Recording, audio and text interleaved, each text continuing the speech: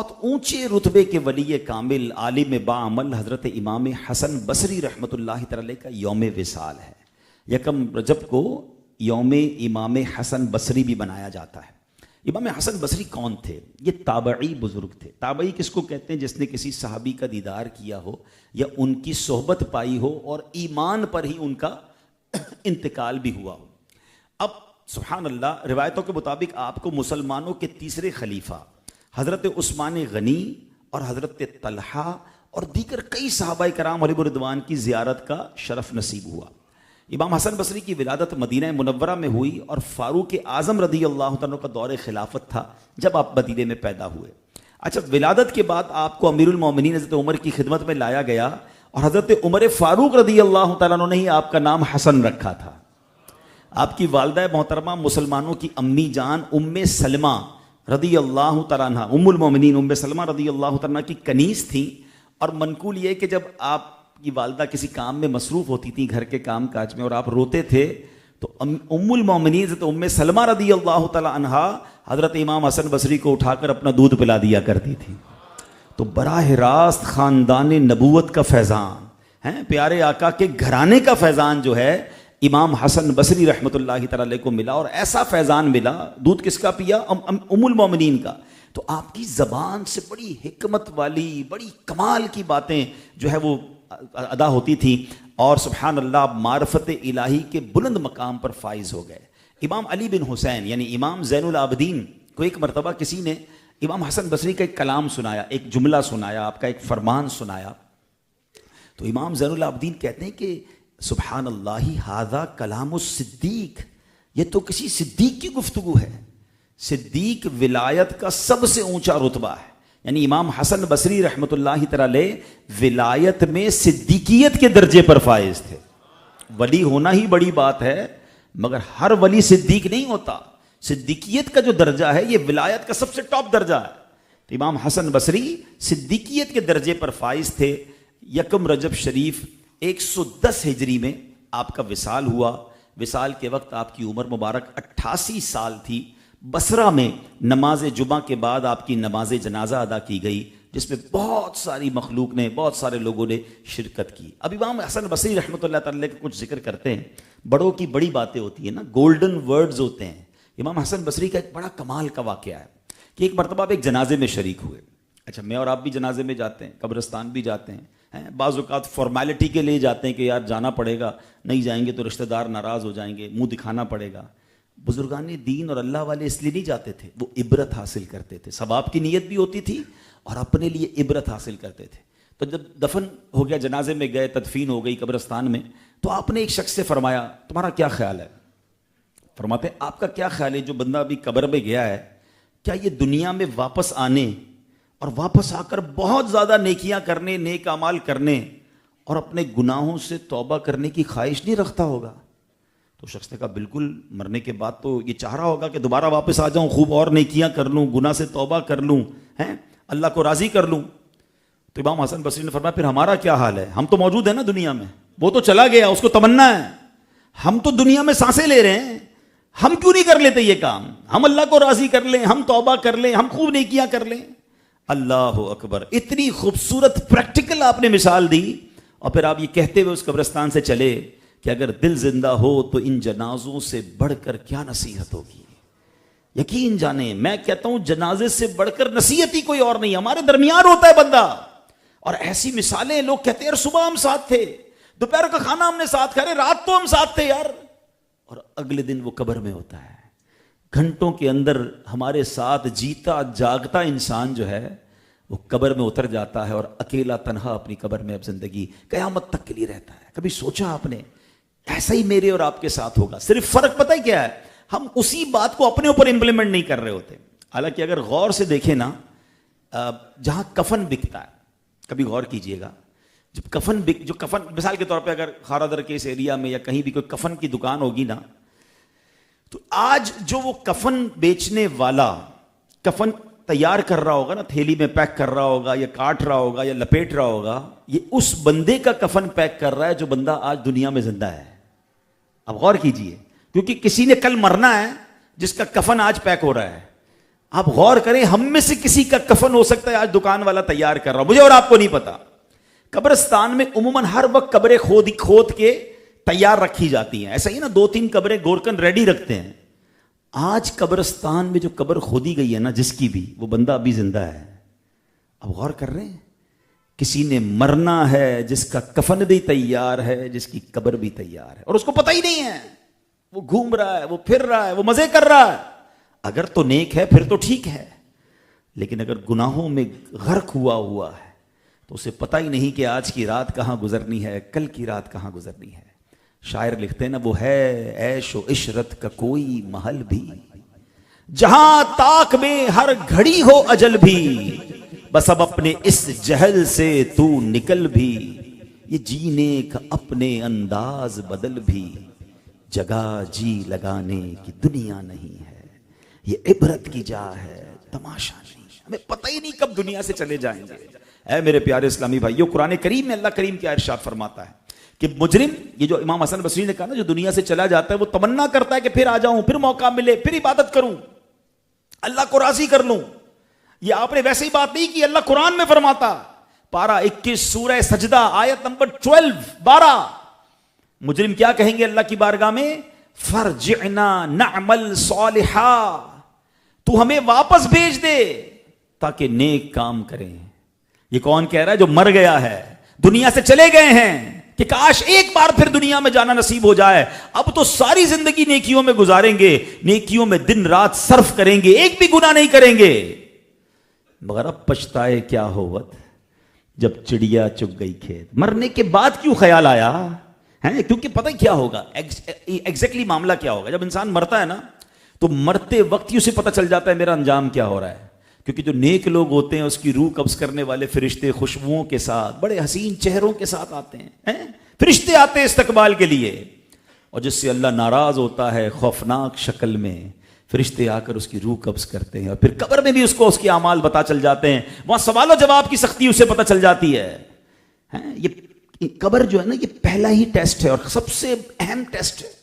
آپ کو پتہ ہے حضرت عثمان غنی رضی اللہ تعالیٰ عنہ قطعی جنتی ہے نا، آپ تو ذوالنورین ہیں، پیارے آقا سے کئی بار جنت خریدی ہے، کتنے کمال کی شخصیت ہیں، مگر آپ کے کمال کا انداز تھا، آپ کے سامنے جہنم کا ذکر ہوتا، آپ کے سامنے محشر کا ذکر ہوتا، آپ اتنا نہ روتے تھے، مگر کبھی قبر کی بات ہوتی تھی نا، یا قبرستان جاتے بہت روتے تھے، داڑھی آپ کی آنسو سے تر ہو جاتی تھی۔ تو لوگوں نے کہا حضرت یہ آپ قبر کی بات پر اتنا کیوں روتے ہیں، قبرستان میں کیوں اتنا آپ کی آنکھوں میں آنسو آ جاتے ہیں؟ کیا کمال کی بات فرمائی، فرماتے یہی پہلی منزل ہے، جس کی یہ کامیاب ہو گئی اس کی اگلی منزلیں بھی کامیاب ہو جائیں گی۔ جو ادھر ہی مارا گیا، جو ادھر ہی پھنس گیا، وہ آگے کیسے کامیاب ہوگا؟ تو یہاں ایک کوشچن ہے، ہم سب ہر بندہ اپنے آپ سے سوال کرے۔ میں پہلے ایک سوال کرتا ہوں، پھر اس کے بعد ایک اور سوال کرتا ہوں۔ پہلے ایک سوال یہ کر لیتے ہیں آپس میں کہ ہم میں کوئی ہے جس کو پتا ہے میں نے کب مرنا ہے؟ کسی کو بھی نہیں پتا۔ اچھا، کوئی ہے جس کو یہ پتا ہے کہ جناب میں کئی سال زندہ رہوں گا؟ ہمیں تو یہ بھی نہیں پتا کہ کل جمعے کی نماز ہم مسجد میں آ کے پڑھ پائیں گے، یا کل جمعے کے بعد ہم میں سے کسی کا جنازہ ہونا ہے، کسی کو نہیں پتا نا۔ تو جب پتا نہیں ہے تو اٹ مینز میں آج بھی مر سکتا ہوں، ٹھیک ہے نا؟ اس کا مطلب تو میں آج بھی مر سکتا ہوں نا۔ اب سوال ہے کہ اگر میں آج قبر میں جاؤں گا، مر گیا، تو میری قبر جنت کا باغ بنے گی یا دوزخ کا گھڑا بنے گی؟ ہاں، یہ بات یاد رکھیے گا۔ پاکستان میں بہت سارے لیونگ اسٹینڈرڈ ہیں، بہت سارے علاقے ہیں۔ مثال کے طور پہ اس وقت میں اولڈ سٹی ایریا میں ہوں، یا مڈل کلاس لوگ رہتے ہیں، ٹھیک ہے نا؟ لیکن تھوڑا اور آگے میں چلا جاؤں جہاں پر بالکل غریب لوگ رہتے ہیں، یا بہت زیادہ اندر چلے جائیں جہاں جھونپڑیاں وغیرہ ہیں، تو وہ اس سے بھی لوور کلاس کے لوگ رہتے ہیں۔ تھوڑا آگے گارڈن وغیرہ کی طرف چلے جائیں تو لوگ کہتے ہیں اپر مڈل کلاس کے لوگ رہتے ہیں۔ آگے جناب ہم ڈیفینس وغیرہ کی طرف سے لوگ کہتے ہیں اپر کلاس کے لوگ رہتے ہیں۔ ایسے ہی نا، بلڈنگ میں رہتے تو میں سمجھ آ جاتا ہے یار یہ فلیٹ میں رہ رہا ہے تو اتنے کا فلیٹ ہے تو اس طرح کی پارٹی ہوگی، نہیں جناب بنگلے میں رہتا ہے تو اور مالدار ہے۔ دنیا میں رہنے کے کئی سٹینڈرڈ ہیں، علاقے کو دیکھ کر پتہ چل جاتا ہے کہ یہاں کس لیول کے لوگ رہتے ہوں گے۔ ایسا ہی ہے نا، قبرستان میں 5-7 سٹینڈرڈ نہیں ہیں، دیر آر اونلی 2 اسٹینڈرڈس، صرف دو طریقے، 2 کیٹیگریز ہیں۔ قبریں ساری ایک جیسی دکھتی ہیں، مگر اندر 2 طرح کے لوگ ہوتے ہیں۔ اور یہ میں نہیں کہہ رہا، سرکار دو عالم علیہ الصلوۃ والسلام ہمارے آقا فرماتے قبر 2 طرح کی ہوتی ہے، یا تو جنت کے باغوں میں سے ایک باغ ہوتی ہے، یا تو دوزخ کے گھڑوں میں سے ایک گھڑا. کوئی اور تیسری کیٹیگری نہیں ہے کہ نہیں جناب جنت کا باغ بھی نہیں ہے, دوزخ کا گھڑا بھی نہیں ہے, نارمل مٹی کی قبر ہے. نہیں, ہر قبر کے اندر یا تو عذاب ہو رہا ہے, یا وہ مزے میں ہے, یا وہ جنت کی نعمتوں میں ہے. اب سچے دل سے جتنے مجھے میرے بھائی یہاں سن رہے ہیں اور جو مجھے لائیو سن رہے ہیں یا جو مجھے بعد میں سنیں گے, وہ اپنے آپ سے ایک سچا سوال کریں اور سچا جواب دیں. مجھے نہ دیں, اپنے آپ کو جواب دیں کہ میں جیسی زندگی گزار رہا ہوں, اگر میں مر گیا تو میری قبر جنت کا باغ ہوگی یا دوزخ کا گھڑا؟ دس از مین کوسچن. یہ سب سے اہم سوال ہے, کیونکہ قبر جنت کا باغ نہ بنی نا تو آگے بھی سب بربادی ہو جائے گی. We have to pass this examination. کسی بھی صورت میں مجھے یہ امتحان پاس کرنا ہے. اتنے سارے نوجوان بچے ینگسٹر بیٹھے ہیں, قبر دنیا کے امتحان کی کتنی فکر ہوتی ہے. جیسے امتحان آئے تو ٹیوشن, تو اوور ٹائم, رات رات بھر بچے پڑھ رہے ہوتے ہیں. یہ مسجد کے امام صاحب سے پوچھیں, امتحان کے دنوں میں بہت ساری پرچیاں آتی ہوں گی, حضرت دعا کر دیں امتحان میں کامیاب ہو جائیں. اتنی ٹینشن ہوتی ہے بچوں کو, اسٹوڈنٹس کو. اگر آپ اپنے امتحان میں جناب فیل ہو بھی گئے تو کیا ہوگا؟ 1 سال اور پڑھنا پڑے گی نا کلاس, اس سے زیادہ تو کچھ نہیں ہوگا نا. جس کلاس کو 1 سال صرف پڑھنے کا تکلیف اٹھانی, اس کی اتنی فکر. مگر ایک امتحان ایسا ہے کہ اگر وہ فیل ہو گئے نا, کوئی سپلیمنٹری پیپر نہیں ہوگا, کوئی دوبارہ چانس نہیں ملے گا, اور 1 سال کے لیے فیل نہیں ہوگے, قیامت تک کے لیے عذاب بھگتنا پڑے گا. ہم نہیں ہیں اس قابل. پلیز ان بچوں کے, ان اسٹوڈنٹ, تقریباً سب نے اسٹوڈنٹ لائف دیکھی ہے نا, اپنے اسٹوڈنٹ لائف کے امتحان کے بارے میں غور کر لو یار, کہ جب دنیا کے امتحان کے لیے اتنی فکر ہے تو قبر کی فکر کیوں نہیں کرتا میں؟ ادھر بھی تو امتحان ہوگا. اور ایک امیزنگ کمپیریزن آپ کو بیان کرتا ہوں. دنیا کے امتحان کا سوال پتا چل جائے, اس کی کوششیں ہو رہی ہوتی ہیں. 5 year paper, 10 years paper, guess paper ہیں, لوگ الٹی سیدھی سورسیں لگا کر پیپر آؤٹ کرنے کی کوشش کرتے ہیں. قبر کے امتحان کا پیپر پہلے ہی آؤٹ ہے. پہلے 3 سوال بتا دیے نبی پاک نے کہ صرف 3 سوال ہونے ہیں.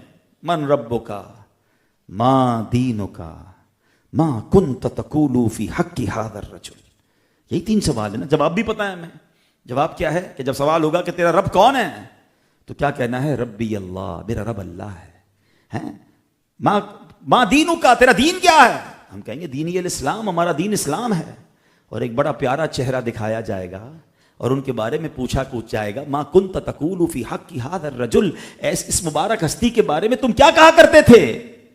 یقیناً جواب ہمارا یہ ہوگا, محمد الرسول اللہ صلی اللہ علیہ وسلم, یہ تو ہمارے آقا ہیں. اے فرشتوں, انہی کا نام لے کر تو زندگی گزارتا تھا. لیکن کمال یہ ہے کہ سوال بھی پتا ہے, جواب بھی پتا ہے. مگر علماء کہتے ہیں اس دن جواب وہی دے سکے گا جس سے رب راضی ہوگا. جو اللہ کو ناراض کر کے یا خدا نہ خواستہ ایمان ہی گوا کر قبر میں گیا ہوگا, تو وہ کہے گا ہائے ہاتھا لا ادری, ہائے افسوس میں کچھ نہیں جانتا. بتاؤ اس امتحان کی کتنی فکر ہونی چاہیے کہ وہ پیپر میرا پاس ہونا چاہیے. اچھا, ایک اور امیزنگ بات, ایک اور عجیب بات, دنیا کے پیپر کی ڈیٹ آپ کو پتا ہے؟ فروری میں ہوگا, مارچ میں ہوگا, جون میں ہوگا, 12 تاریخ کو یہ والا پیپر ہوگا, 15 تاریخ کو یہ والا پیپر ہوگا. سب آپ کو کیا کہتے ہیں وہ ٹائم ٹیبل سب بتا دیا جاتا ہے.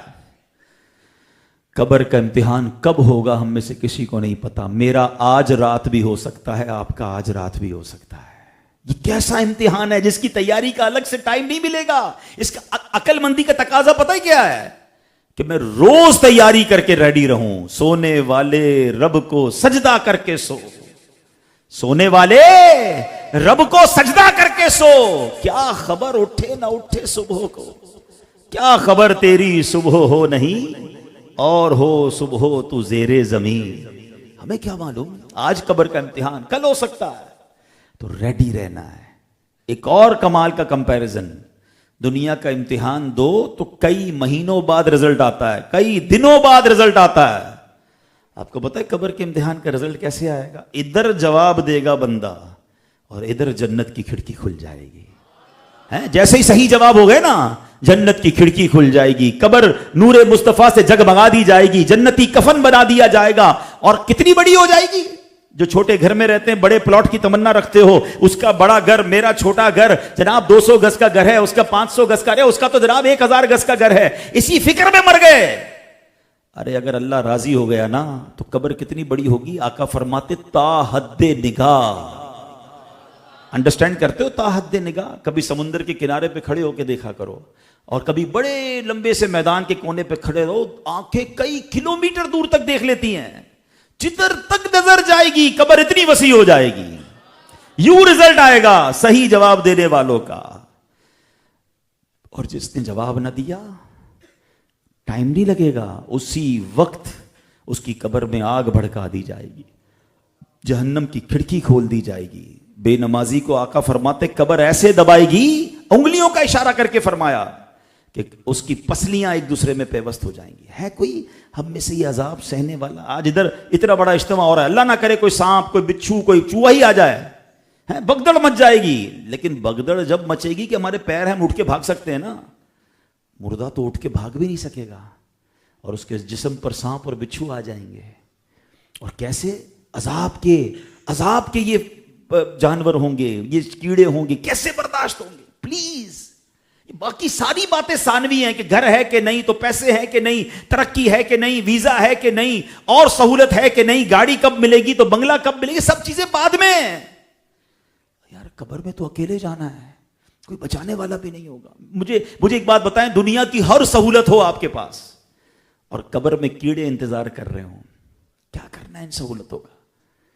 اگر حلال کما کر اللہ کو راضی کر کے تھوڑے پر بھی راضی رہ گیا تو انشاءاللہ اگر قبر جنت کا باغ بننی ہے تو وہ نہ ختم ہونے والی زندگی ہے نا. ہزاروں سال, پتہ نہیں کتنے سال قبر میں رہنا ہے, پھر جا کر کب قبر کے بعد محشر, اور انشاءاللہ قبر روشن ہوگی تو محشر میں بھی آسانی ہو جائے گی.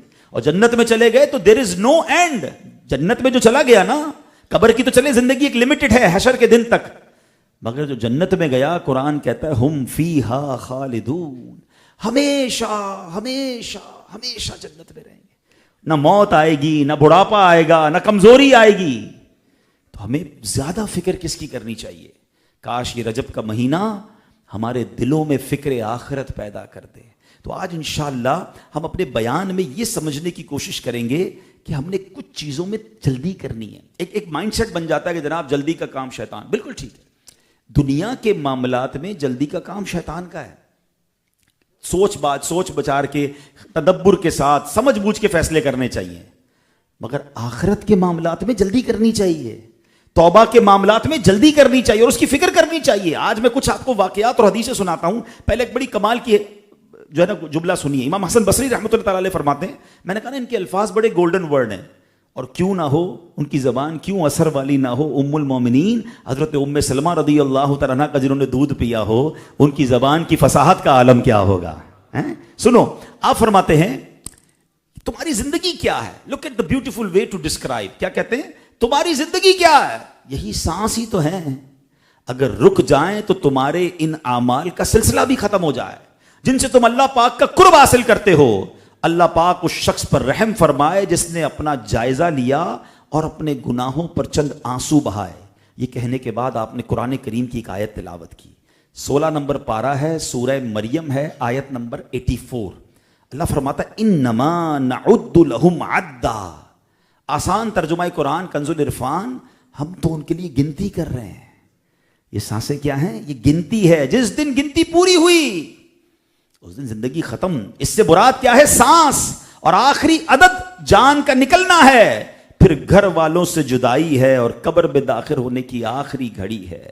اے میرے پیارے اسلامی بھائیوں, بڑی کمال کا ایک شعر میں نے پڑھا کہ یہ جو سانس کیا چیز ہے, اگر یہ سانس آ گئی تو زندگی ہے, اور سانس رک گئی تو بندہ دنیا سے چلا جاتا ہے. کاش یہ بات ہمیں سمجھ آ جائے. حضرت ابو بکر صدیق رضی اللہ عنہ کا فرمان سنیں. بڑوں کی بڑی باتیں ہیں نا, سنیں. کہاں ہیں وہ لوگ, کہاں ہیں وہ خوبصورت چہرے والے جو اپنی جوانیوں پر اترایا کرتے تھے؟ کہاں ہیں وہ بادشاہ جنہوں نے شہر بنائے اور مضبوط دیواروں کے ذریعے ان کو محفوظ کیا؟ کہاں ہیں وہ سپہ سالار, وہ کمانڈر جو میدان جنگ میں کامیابیاں سمیٹا کرتے تھے؟ وقت انہیں زمین میں گاڑ چکا ہے. اب وہ قبر کے تنگ اور اندھیرے گھڑے میں جا پڑے ہیں. جلدی کرو, جلدی کرو. ابو بکر صدیق فرماتے ہیں ان کاموں میں کیا کرنا ہے؟ جلدی کرنی ہے. کہتے جلدی کرو, جلدی کرو, پھر نجات ہے, پھر نجات ہے. مگر آج ہمارا لائف اسٹائل کیا ہے؟ یہی تجھ کو دھن ہے رہوں سب سے بالا، او زینت نرالی اور فیشن نرالا، جیا کرتا ہے کیا یوں ہی مرنے والا۔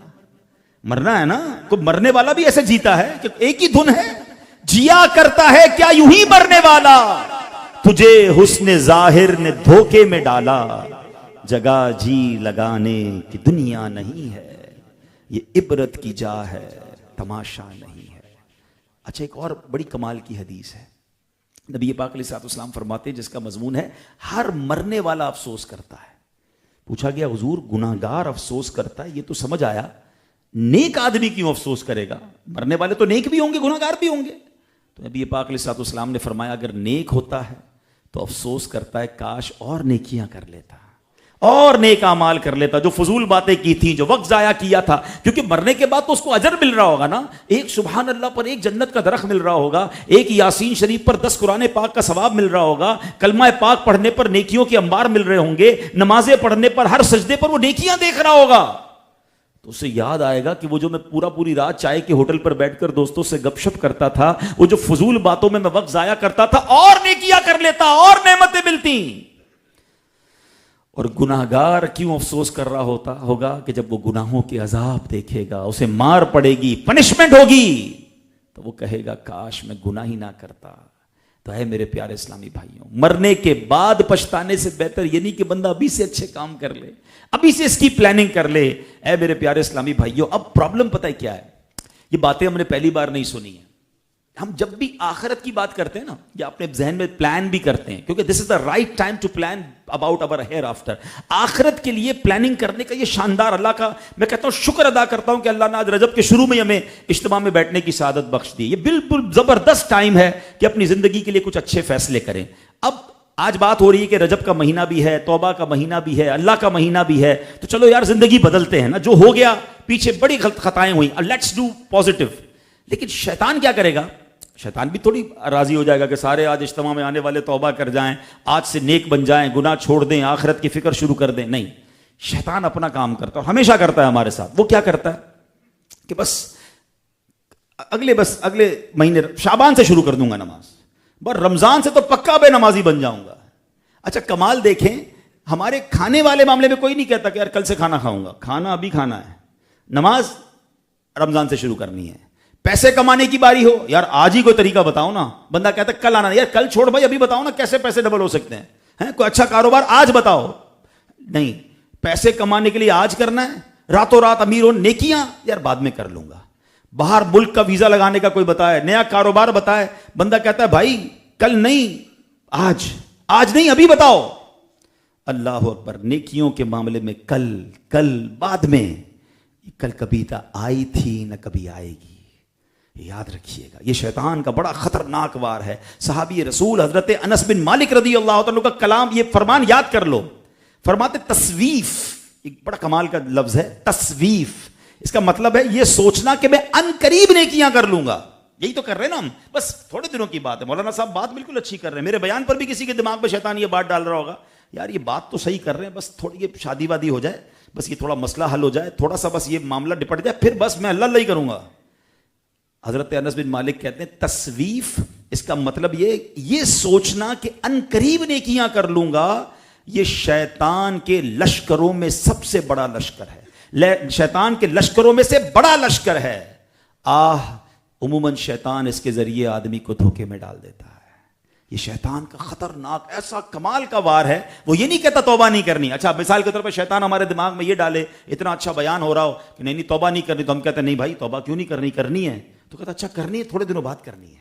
آپ سمجھ رہے ہیں، مکار کا وار سمجھو، وہ ہمیں توبہ سے دور نہیں کرتا، بس تھوڑی سی نیت کو آگے بڑھا دیتا ہے۔ اور یہی شیطان کا وار ہے کہ ان قریب کر لوں گا، تھوڑے دنوں بعد کر لوں گا، بس اب نہیں کروں گا۔ نہیں، ابھی کرنا ہے، فیصلہ آج کرنا ہے، ابھی کرنا ہے، کیونکہ ہمیں تو زندگی کا پتہ ہی نہیں ہے۔ اب سنیے جہنم میں کیا ہوگا۔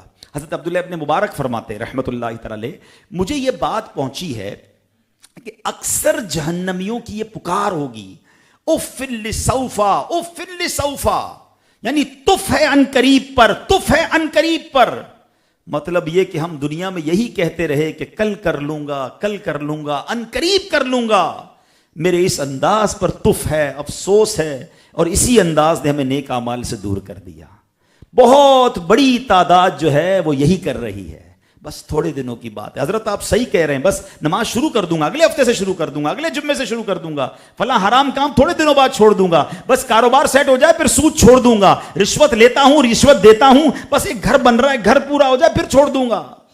یہ کل نہیں آنی ہے، یاد رکھیے گا. یہ شیطان آپ کو آگے بڑھاتا جائے گا اور اسی دوران موت آ کر آپ کو لے جائے گی. سیٹھ جی کو فکر تھی ایک ایک کے 10 کیجئے، موت آ پہنچی کہ حضرت جان واپس کیجئے. ایسا ہی ہوتا ہے. انسان پلاننگ کر رہا ہے، کئی لوگ قبر میں پہنچ جاتے ہیں اور اسی آسرے پہ قبر میں چلے جاتے ہیں کہ بس شراب تو پی رہا ہوں مگر تھوڑے دنوں میں چھوڑ دوں گا، بس یار تھوڑے دنوں کی بات ہے، جوا چھوڑ دوں گا. وہ تھوڑے دن آتے ہی نہیں ہیں، بلکہ گناہ میں اور بندہ پکا ہوتا چلا جاتا ہے. یہ ڈیسیشن لینا ہوتا ہے، یہ فیصلہ لینا ہوتا ہے اور اس میں جلدی کرنی چاہیے. یہ وہ کام ہے جس میں جلدی کرنی ہے جو ہم جلدی نہیں کر رہے. اے میرے پیارے اسلامی بھائیوں، اب ذرا غور کیجئے. پیارے آقا مدینے والے مصطفیٰ صلی اللہ علیہ وسلم کا فرمان سنیے. میں نے کہا تھا نا میں کچھ کام بتاؤں گا جن میں جلدی کرنی ہوتی ہے. نبی پاک فرماتے ہیں 7 چیزوں سے پہلے نیک اعمال میں جلدی کرو. تم کس انتظار میں ہو؟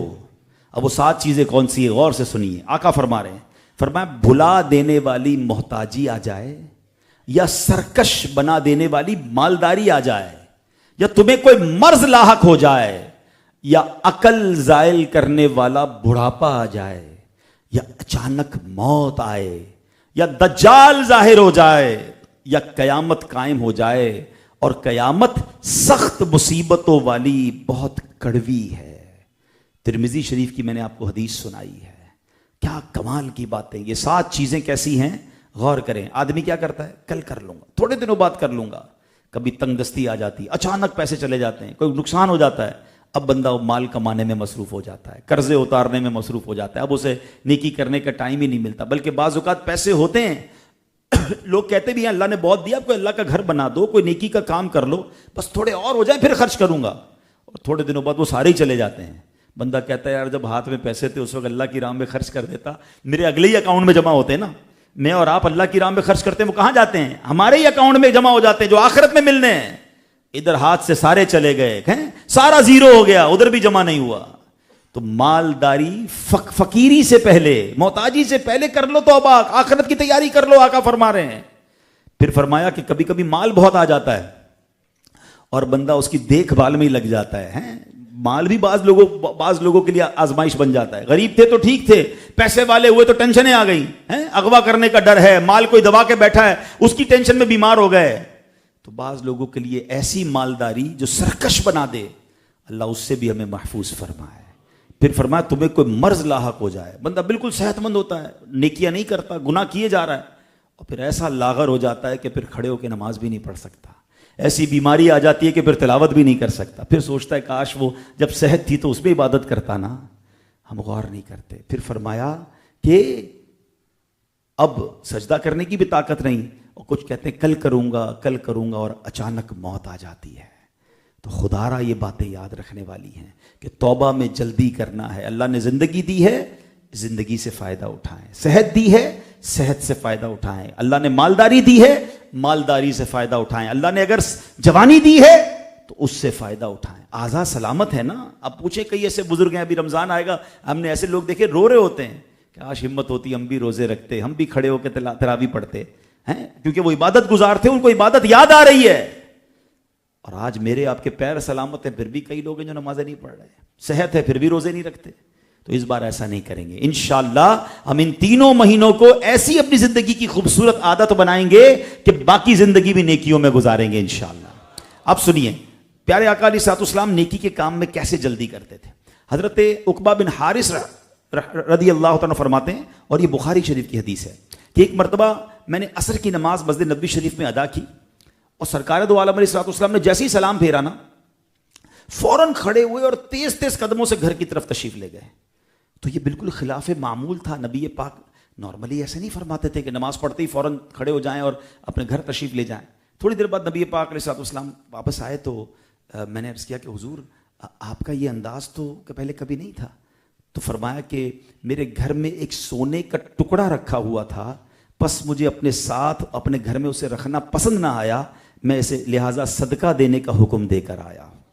اللہ اکبر. دو باتیں اس میں سے سیکھنے کو ملی کہ صحابہ کرام نبی پاک کے ایک ایک عمل کو کتنا غور سے دیکھتے تھے کہ پیارے آقا علیہ الصلوۃ والسلام نے یہ کام پہلے تو کبھی نہیں کیا تھا, اچانک نبی پاک نماز کے بعد کھڑے ہو کے چلے گئے. اسی طرح ایک اور جگہ پیارے آقا مسکرائے تو صحابہ نے کہا حضور ایسے موقع پر تو آپ نہیں مسکراتے, مسکرانے کی وجہ کیا ہے؟ آپ سوچیں نبی پاک کی ایک ایک ادا کو کتنا نوٹ کرتے تھے صحابہ کرام, کتنا نبی پاک سے والہانہ پیار کرتے تھے. اللہ صحابہ کرام کے بازارات پر کروڑوں رحمتوں کی بارش نازل فرمائے. یہ ان کی مہربانی ہے کہ آج ہمیں نبی پاک کے سارے واقعات مل رہے ہیں کہ آقا مسکراتے کہتے تھے کیسے تھے, گفتگو کیسے فرماتے تھے, مبارک چلنا کیسا تھا, کھانا کیسا تھا, لباس کیسا تھا, ایچ اینڈ ایوری تھنگ صحابہ کرام دیکھتے تھے, نوٹ کرتے تھے, اور ہم تک یہ ساری باتیں پہنچی. سبحان اللہ. جبھی تو دل سے ہم کہتے ہیں ہر صحابی نبی, ہر صحابی نبی. لیکن اس حدیث سے ایک اور بات سیکھنے کو کیا ملی کہ نبی پاک نماز پڑھ لیتے, نماز کے بعد سکون سے تشریف فرما رہتے, بعد میں جا کر اپنے گھر والوں کو کہہ دیتے کہ صدقہ دے دو. نہیں, نبی پاک نے نیکی میں جلدی فرمائی, اور یہ ہم سب کے لیے سبق ہے. پیارے آقا تو سبحان اللہ ان کے صدقے ہمیں نیتیں ملتی ہیں, مگر ہماری تربیت کیا ہے کہ نیکی کا ارادہ کر لیا, اب اس پہ جلدی کریں. اب کیا کہتے ہیں یار کر لیں گے نا, یہ ہمارے یہاں مسجدوں میں بھی بڑا ہوتا ہے. امام صاحب نے کوئی اعلان کیا, مسجد کے لیے کوئی چندے کی ضرورت ہے, کوئی صاحب کھڑے ہوئے, نیت بھی لکھوا دی, اب بندے کو ڈھونڈتے رہو. بھائی وہ کدھر گیا نیت کرنے والا, کہا تھا پنکھے لگا دوں گا, کولر لگا دوں گا, مسجد کے لیے چندہ دوں گا, بندہ ہی نہیں ملتا, اور ملتا ہے تو پھر وہ جوتے کھسوا رہا ہوتا ہے, بعد میں آنا بعد میں آنا. نہیں, اگر آپ نے دیکھیں یہ کیا ہو رہا ہے, یہ شیطان آپ کو ڈیلے کروا رہا ہے, کیونکہ آپ نے نیت کر لی ہے. آپ صدقہ دے دیں گے تو آپ کا اجر ملنا شروع ہو جائے گا. جب بھی کسی نیکی کی نیت کرے نا کہ بھئی یہ کروں گا, بس کر گزریں تاکہ چینج نہ ہو جائے دل. ایک بزرگ کے بارے میں آتا ہے, واش روم میں گئے, واش روم میں جاتے پھر باہر آ گئے, فراغت نہیں ہوئی, پہلے ہی باہر آ گئے, اور اپنی ایک چادر ایک غلام کو عطا فرمائی, پھر واش روم میں گئے. تو لوگوں نے کہا حضرت آپ واش روم سے فارغ ہو کر سکون سے پھر چادر عطا فرما دیتے اگر آپ نے نیت کی تھی کسی غلام کو چادر دینے کی. فرمایا جب میں جا رہا تھا نا میری نیت ہوئی کہ یار یہ غلام ہے, میری چادر ہے, میں اس کو تحفے میں دوں گا, لیکن میں نے سوچا اگر میں واش روم میں گیا کیا پتہ میرا دماغ بدل جائے, دل بدل جائے, تو میں نے کہا نہیں, دیر نہیں کرنی چاہیے, میں پہلے باہر آیا, یہ نیکی کی, اس کے بعد اپنے کام سے گیا. تو یہ وہ باتیں ہیں جو اللہ والوں سے سیکھنی ہے ہمیں. ہماری اچھا اس کی اگر یہ بات غلط ہے تو خود اپنے آپ سے سوال کریں, ایسی کتنی نیتیں ہوگی جو ہم نے کی ہوں گی مگر عمل نہیں کر سکے. کیوں نہیں کر سکے؟ جس وقت نیت کی تھی آپ پکے تھے, آپ سچے تھے, آپ نے واقعی کہا تھا کہ جناب میں یہ کام کروں گا, میں تلاوت کروں گا, میں اتنے درود پڑھوں گا, میں قافلے میں جاؤں گا, میں اجتماع میں آؤں گا. جس وقت نارملی ہم نیت کرتے ہیں 80-90% ہم پکے ہوتے ہیں, مگر اس میں سے 10% پر بھی عمل نہیں ہو رہا, کسی کا شاید 15% پر بھی عمل نہیں ہو رہا. کیوں؟ ہم اس کو ڈیلے کرتے ہیں.